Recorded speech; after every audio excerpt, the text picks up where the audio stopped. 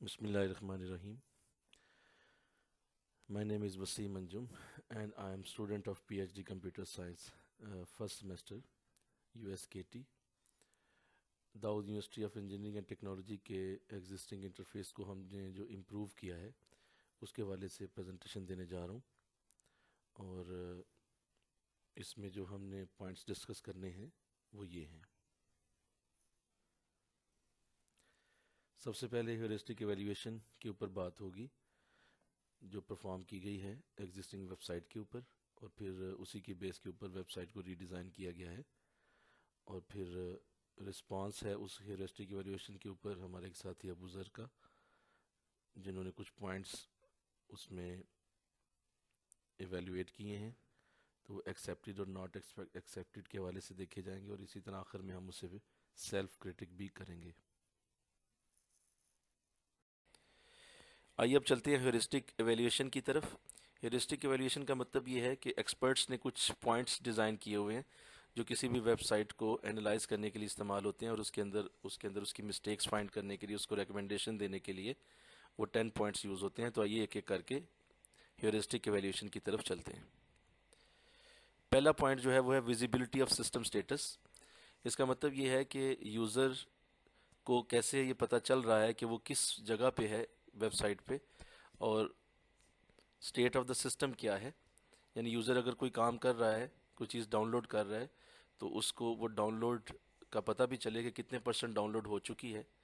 और अगर वो ऑनलाइन कोई चीज़ एप्लीकेशन में लिख रहा है तो उसको ये पता चले कि वो किस लेवल पे अभी ऑनलाइन एप्लीकेशन फॉर्म में जा चुका है। तो ये सारा कुछ जो है वो विजिबिलिटी ऑफ सिस्टम स्टेटस कहलाता है। हमारी वेबसाइट के अंदर ऑनलाइन एप्लीकेशन फॉर्म अवेलेबल है, लिहाजा इसकी विजिबिलिटी ऑफ सिस्टम स्टेटस की है। और साथ ये भी बताता है कि अगर आपने कोई क्रिएट किया अकाउंट तो वो सक्सेस के मैसेज के ज़रिए कंफर्मेशन मैसेज देता है और यूज़र को बता देता है कि तुम्हारी विजिबिलिटी ये है। दूसरा इसके अंदर पॉइंट है कि match between system and the real world, कि इसके अंदर जो लोगोज यूज़ किए गए हैं, जो इसके अंदर इमेजेस यूज़ किए गए हैं, क्या वो रियल वर्ल्ड के साथ मैच करते हैं। तो बिल्कुल ऐसा है। इस वेबसाइट के अंदर यूज़र के लिए बड़े आसान इमेजेस और बड़े आसान जो हैं वो आइकन्स यूज़ किए गए हैं। जैसा कि आप देख रहे हैं कि यूज़र्स के लिए क्लियरली आइडिया दिया जा रहा है ऑक्शन का, और इसी तरह दूसरी तरफ जो है वो एक कंपटीशन का आइडिया दिया जा रहा है, और उसको बाकायदा एक ह्यूमन अंडरस्टैंडिंग आइकन के ज़रिए दिया जा रहा है। तीसरा इसका पॉइंट है user control and freedom. User control and freedom का मतलब ये है कि क्या आपकी वेबसाइट में ये कैपेसिटी है कि यूज़र से अगर कोई मिस्टेक हो गई है तो वो उसे रीडू कर सके, और उसको कोई कंट्रोल करने का ऑप्शन मौजूद है। और क्या उसके पास कोई इमरजेंसी एग्ज़िट है, अगर वो किसी जगह जाके फंस गया है और वो वापस जाना चाहता है तो क्या उसके पास कोई रास्ता मौजूद है। तो बिल्कुल इसके अंदर, इस वेबसाइट के अंदर जो है वो स्लाइड्स को कंट्रोल करने के लिए एक बाकायदा जो है वो मैकेनिज़्म रखा गया है कि अगर आप माउस स्लाइड्स के ऊपर लेके आते हैं, स्लाइडर के ऊपर, तो आपकी स्लाइड रुक जाती है, स्टॉप हो जाती है, और आप उसे प्रॉपरली पढ़ सकते हैं। लिहाजा यूज़र को कंट्रोल दिया गया। अगला इसका पॉइंट है कंसिस्टेंसी एंड स्टैंडर्ड्स। इसका मतलब ये है कि अगर वेबसाइट का फर्स्ट पेज आपने देखा है तो जिस तरह के फर्स्ट पेज के ऊपर आपको कलरिंग स्कीम नज़र आ रही है, जो वर्डिंग नज़र आ रही है, जो आइकॉन स्टाइल नज़र आ रहे हैं, जो आपको जो है वो आइकन के अंदर कलर्स नज़र आ रहे हैं, क्या वो इसी तरह अगले पेज पे भी वही हैं या अगले पेज पे जाके वो अलग हो जाते हैं। तो इसको कहते हैं कंसिस्टेंटी एंड स्टैंडर्ड्स। तो इस वेब के अंदर देखा गया है कि इसमें ऐसा नहीं है, इसकी कंसिस्टेंसी और स्टैंडर्ड्स इतना बेहतर नहीं है, और मुख्तलिफ पेजेस पे मुख्तलिफ कलर्स यूज़ किए गए हैं जो कंफ्यूज करते हैं यूज़र्स को। और राइटिंग स्टाइल भी डिफरेंट किया गया है, राइटिंग स्टाइल भी अलग अलग रखा गया है, तो ये यूज़र्स के लिए कंफ्यूजिंग है। लिहाजा इसका सीवियरिटी लेवल 2 है। अगला पॉइंट है एरर प्रिवेंशन। इसका मतलब ये है कि अगर एक यूज़र वेबसाइट पे आया है तो अगर वो कुछ टाइप करता है तो उसको क्या उसके एरर्स बताए जाते हैं कि तुमने स्पेलिंग ठीक नहीं लिखे, और उसको एग्जैक्ट स्पेलिंग दिए जाते हैं, और ऑटो फिल का ऑप्शन क्या दिया गया है। ये सारा कुछ जो है वो एरर कहलाता है। इस वेबसाइट के ऊपर कोई एरर प्रिवेंशन नहीं है, और अगर कोई यूज़र रॉन्ग इनपुट कर देता है तो उसके लिए कोई एरर प्रिवेंशन का मैकेनिज्म नहीं। जैसे देखिए, मैंने एग्जांपल के तौर पे नीचे इसकी सीपीएन को कैलकुलेट करने के लिए रॉन्ग एंट्री की और रॉन्ग मैंने नंबर्स में डाले, लेकिन उसने उसको कोई एरर प्रिवेंशन का मुझे मेथड नहीं दिया। अगला इसका पॉइंट है रिकग्निशन रादर देन रिकॉल, कि क्या यूजेज ऑफ आइकन्स और इमेजेस को रीडिंग को इन्हांस करने के लिए या रिकॉल करने के लिए किया गया है। तो इस वेबसाइट के अंदर ऐसा मौजूद है कि इस तरह के आइकन्स यूज़ किए गए हैं कि जो यूज़र्स को हेल्प करते हैं कि इस बटन के नीचे क्या होगा, और वो यूज़र खुद से जान लेता है, और उसको बटन को देखते ही उसे पता चल जाता है कि इसके नीचे क्या है।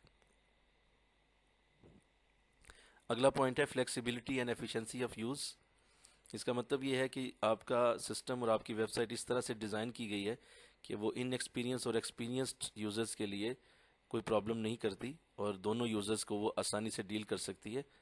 और उसमें कुछ शॉर्टकट कीज़ भी हैं ताकि वेबसाइट को फ्लेक्सिबल बनाया जा सके। तो हमारी वेबसाइट के अंदर कुछ ऐसे अल्फाज यूज़ किए गए हैं जो कि डिफ़िकल्ट टू अंडरस्टैंड हैं फॉर अ लेमैन, और उसको मुश्किल होती है, इसको समझना मुश्किल है। और इन अल्फाज को एब्रीविएशन करके यूज़ किया गया है जो जो कि एक आम बंदे के लिए मुश्किल है समझना।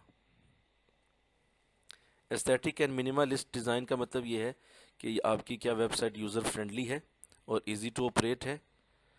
तो इसकी पहले पेज के ऊपर इसका जो होम पेज है उसमें टू मच नॉइजी डाटा दिया गया है जो कि सिवियरिटी लेवल 4 है। तो इसको कम होना चाहिए था कि पहले पेज के ऊपर इतना आसान डाटा हो ताकि यूज़र्स के लिए पहले पेज को पढ़ना इजी हो। अगला इसका पॉइंट है कि क्या यूज़र्स को रिकग्नाइज, डायग्नोज और रिकवर करने के लिए एरर्स से क्या कोई प्रॉपर वे दिया जाता है इसके अंदर, कि अगर उसे अनइंटेंशनली कोई मिस्टेक हो गई है और यूज़र ने कोई ऐसी मिस्टेक कर दी है अनइंटेंशनली, तो उसको क्या रिकवर करने के लिए मेथड दिया गया है, मैकेनिज्म दिया गया है, तो कोई नोटिफिकेशन उसको दिया गया है। तो बिल्कुल इसके अंदर ऐसा मौजूद है। अगर आपने रॉन्ग ईमेल एंटर की है तो उसने बाकायदा नोटिफिकेशन के ज़रिए उसको रॉन्ग एंट्री को बता दिया है, एरर नोटिफिकेशन उसने दिया है।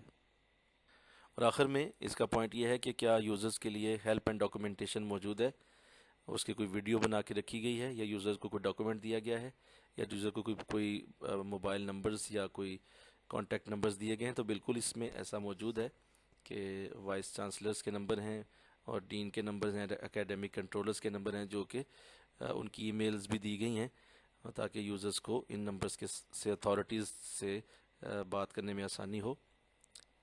Thank you very much for watching.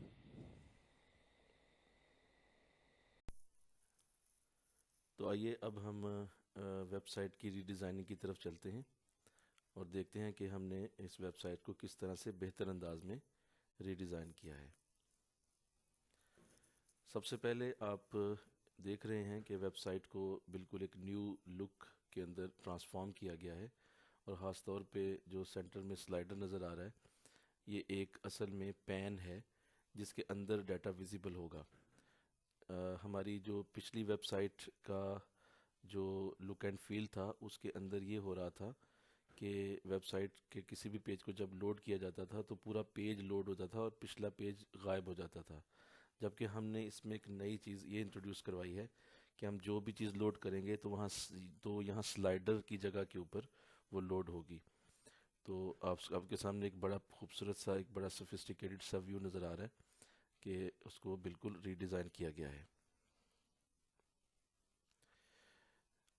पहले पेज पे हमने इसको चेंज किया है कि अगर कोई DUET के बारे में कुछ इन्फॉर्मेशन लेना चाहता है तो बड़ी प्रिसाइज इन्फॉर्मेशन उसको इसी पैन के अंदर अवेलेबल है। और आप देख रहे हैं कि राइट साइड पे इवेंट्स का हमने एक एक जो है वो एक नेविगेशन लगाया हुआ है जो स्क्रॉल अप इवेंट्स हैं, जिसके अंदर एडमिशन्स और इवेंट्स जो यूनिवर्सिटी के अंदर हो रहे हैं या होने वाले हैं तो उनका डाटा जो है वो विजिबल होगा।